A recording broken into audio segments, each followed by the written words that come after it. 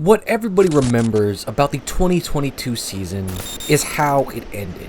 While technically there was a half of football left, the national championship was well over when the teams walked into the locker room for the first time that game. Talking heads reopened questions of did TCU even deserve to be here? Alabama felt their snub and talked about how they should have been able to compete in the playoffs. But most notably, there was a season that would soon become lost to time.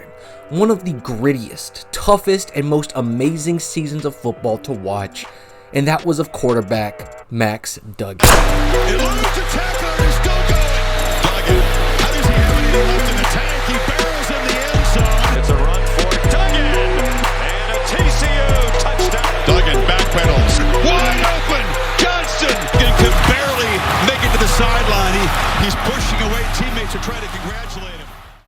To give some proper context, Duggan and this TCU team came into 2022 with just about as low expectations as you could have. You see, last year was a complete mess. The team started off 1-4 in conference play, only beating Texas Tech and resulting in the head coach, who had been there forever, being fired, as well as Max Duggan being benched in the back half of the Kansas State game after only putting up 3 points in 3 quarters.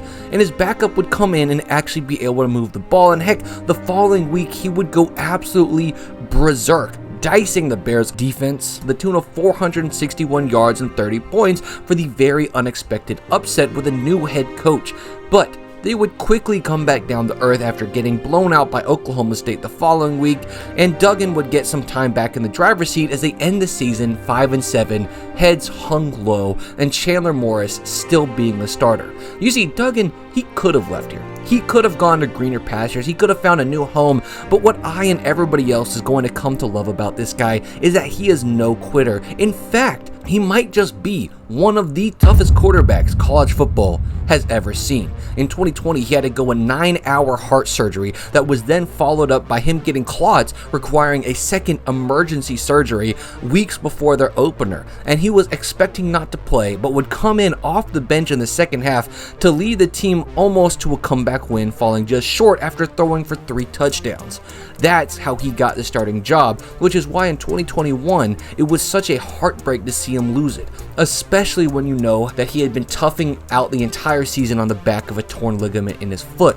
So to come into 2022 and still not have the starting job hurt to see. But just like that 2020 season, Chandler Morris would go down at the end of the third and Duggan would take back over. Hey, Max Duggan has checked in now. From there, it was his time to shine. Tarleton State would fall as he diced up his FCS opponent 59-17. Then, against Southern Methodist, we'd get the theme of how hard this team would have to work for every single win. I mean, SMU, not a particularly strong team this year, would be a dogfight after TCU took a big first half lead. SMU almost fought their way entirely back, needing a failed onside kick to be able to pull off this win. Then, they'd have to take on number 18 ranked Oklahoma, where we would see the powerhouse of this team come alive. Kendre Miller and Amari DeMarcado were forces to be reckoned with out of the backfield, with their first touchdown showing the identity of the passing game, which was just throwing it up and going to fight and win for the ball. This game would be a complete and total rout though. Oklahoma seemed to have no answer defensively and were doing spin outs in the backfield on offense, while Duggan was going to do everything as well as get a huge 67-yard run in the midst of it all to absolutely dominate the Sooners. And while this would lunge Duggan and the Horned Frogs onto the national stage, jumping all the way to number 17 in the rankings, it would be a while before they'd get an easy game again.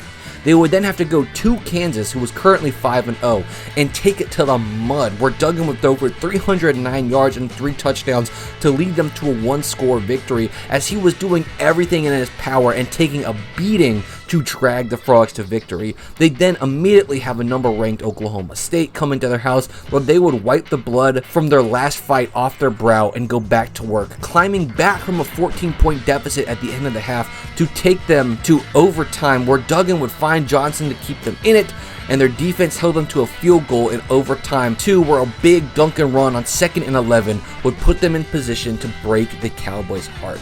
It wouldn't end here, because they now would immediately have to take on a strong 5-1 Kansas State, who would once again jump out to a 28-10 lead before the Horned Frogs were able to fight back into it on the legs and arms of Duggan, who was just once again doing everything to try to keep them in it, picking up every yard he could, and not just overcoming the Wildcats, but eventually pulling out a 10-point win as their defense would completely shut down Kansas State in the second half.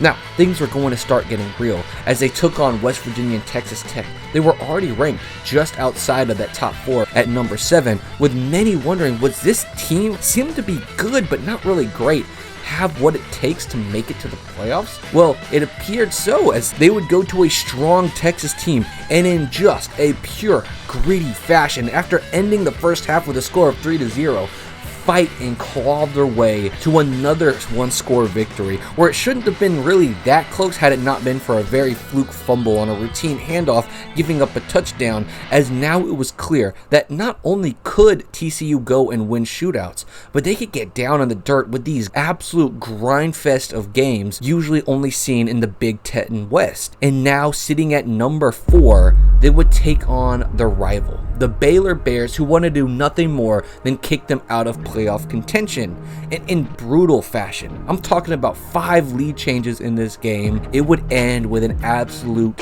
thriller as they came on for the scramble drill field goal. Griffin Kell would nail the game-winning score as time expired without being able to take his steps, as it was set in stone that they were going to the conference championship. So after they flicked the flea that was Iowa State off of them, they moved on to the championship, where everyone in the nation would sit down to fall in love with Max Duggan.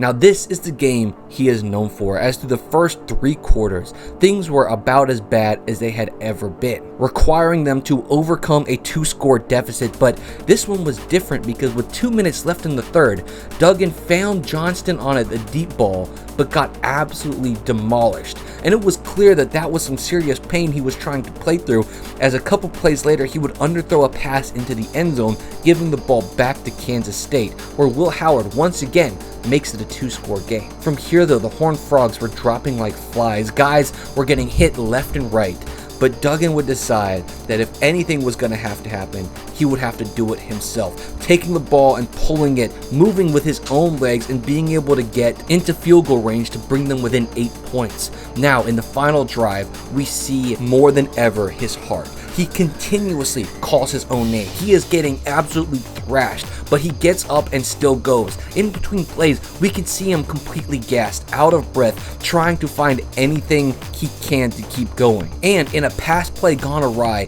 he somehow finds a lane for 40 yards. The gas pedal is mashed, but the tank is on E, and my God, he just found a way. And not just that, but the very next play is another designed quarterback run where he finds the end zone, falling in, staying down, heart rate through the roof, doing it all himself as he desperately tries to catch his breath so he can get back and complete the drive with a 2-point conversion, where after finding Kelly in the end zone, he's on hands and knees, fighting to stay vertical as teammates help him off the field. It's moments like these that you never forget when you watch the game. You are watching somebody put it all on the line, down to the very last ounce of energy they have. But in overtime, he would get them to the 1-yard line, where they would get stopped at the goal line twice and lose the game.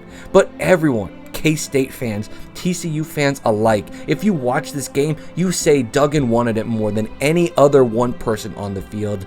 But ranked at 3 and receiving the loss, a nation held their breath, wondering what would happen. Bama wanted so badly to be put in above them. Michigan and Georgia were deadlocks for 1 and 2, but Ohio State and TCU snuck in as 1-loss teams, with TCU being ranked at 3, having to take on Michigan, where let's just say this, nobody expected TCU to win. They had no postseason playoff history. They continuously, all season, just snuck out wins against good teams, with none of those teams even being great, and none of them being even close to where Michigan was at, who wasn't just undefeated, but the 2 top 10 teams they played this year, they absolutely crushed with Ohio State and Penn State. So sitting at over a touchdown favorites, they would come out against TCU and get rocked.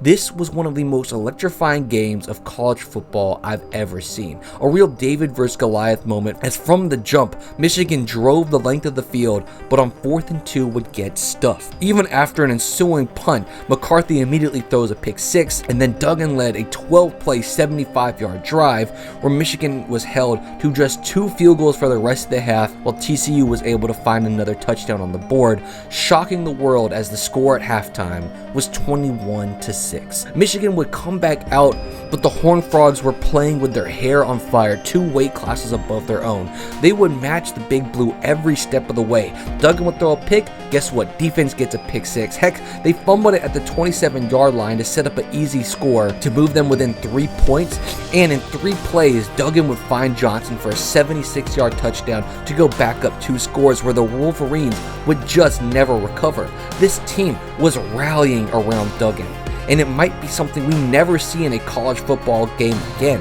where a group of relative nobodies would go on to do what nobody thought could be done. And although Max Duggan wouldn't have near the stats to be a Heisman candidate, anybody who watched TCU football every year was pushing their vote as hard as they could to get him in that position, because everybody knows that TCU would not have been there without his grit, without his guts, without his leadership. And unfortunately, what happened the next week was a grim awakening, a grand reminder that at the end of the day, TCU should not have been able to compete. They shouldn't have won out in the regular season. They definitely shouldn't have beat Michigan. And now this is what happens. But none of that, in my head, erases one of the most electrifying, the most amazing quarterback seasons in college football history.